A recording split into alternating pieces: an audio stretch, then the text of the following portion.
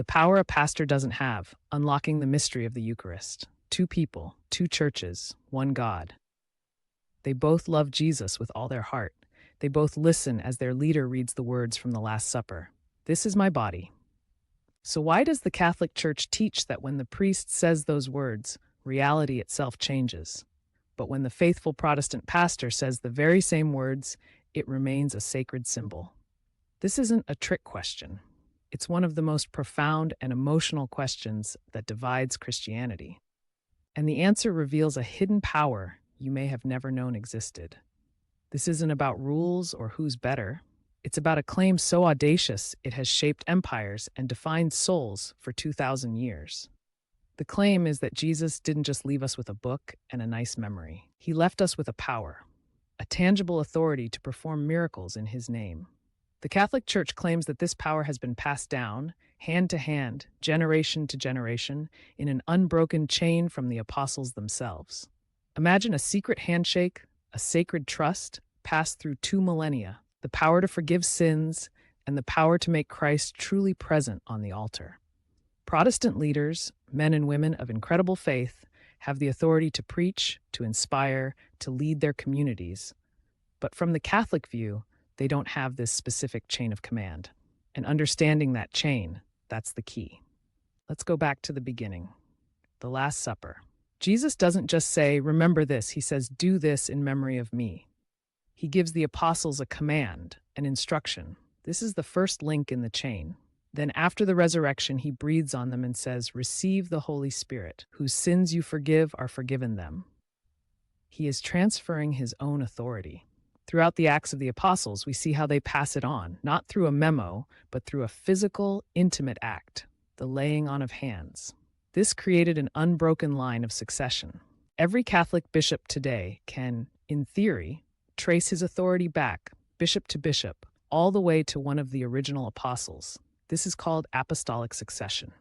And it is everything.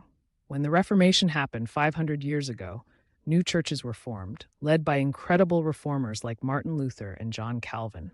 They championed the priesthood of all believers, a beautiful doctrine that we are all connected to God.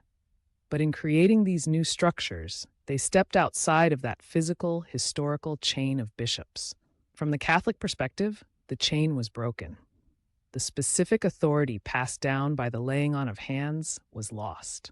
So what does that chain actually do? It gives a priest the power to act in persona Christi capitis, in the person of Christ, the head. This is the most mind-blowing part. When a priest stands at the altar and says, this is my body, it is not the man, after Michael, who is speaking. The Church teaches that it is Christ himself, speaking and acting through that man. The priest is a conduit, an instrument. His human weakness and unworthiness don't matter because the power isn't his. It belongs to Christ, and it flows through that unbroken chain. This is why, for Catholics, the Eucharist isn't just a symbol. It's Jesus, truly, physically, and substantially present. It's an encounter, a miracle that happens every single day. A Protestant minister can lead his flock in a beautiful, heartfelt remembrance of Christ's sacrifice. But the Catholic Church believes only a man connected to that ancient, unbroken chain has been given the authority to make that sacrifice present again on the altar. Look, this is deep, and it can be painful. It touches the heart of our identities. The point of this isn't to say one is right and one is wrong. The point is to understand the why. If you're Protestant, understanding this helps you see why your Catholic friends have such a profound, almost unbelievable reverence for the Eucharist. It's not just a wafer, it's the center of their universe. If you're Catholic, understanding this should shatter your indifference. It should fill you with overwhelming awe that the priest at your local parish is a link in a 2,000-year-old chain, holding the very power of Christ in his hands. It should make us fall to our knees. This isn't a topic for debate club. It's a mystery for the heart, and I genuinely want to know how this lands with you. In the comments below, respectfully, tell me your story. Are you Catholic, Protestant, or something else? Did you know this? How does it make you feel?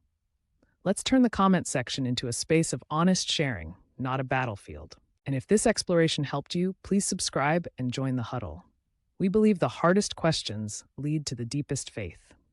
No matter what, remember this: we all share a love for Jesus, and the more we understand each other, the closer we get to Him. Stay blessed.